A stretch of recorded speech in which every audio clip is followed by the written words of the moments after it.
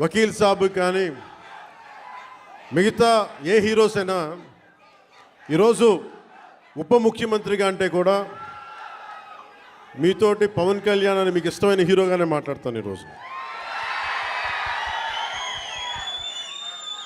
అంటే అందరి హీరోల సినిమాలకి డబ్బులు 150 రూపాయలు 200 ఇస్తే పవన్ కళ్యాణ్ స్పెషల్ ఏంటంటే 10 రూపాయలు 15 రూపాయల టికెట్ గత ప్రభుత్వంలో.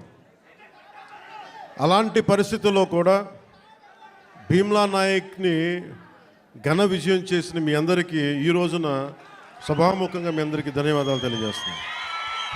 యావత్తు తెలుగు ప్రజానీకానికి, ఆంధ్ర ప్రజానీకానికి, రాష్ట్రానికి ఇలాంటి పరిస్థితుల్లో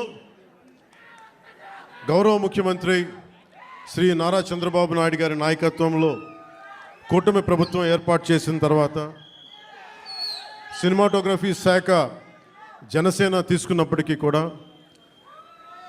ఇది మన ఇబ్బందిగా అంటే మనం తీసుకోకూడదు అని చెప్పేసి ప్రత్యేకించి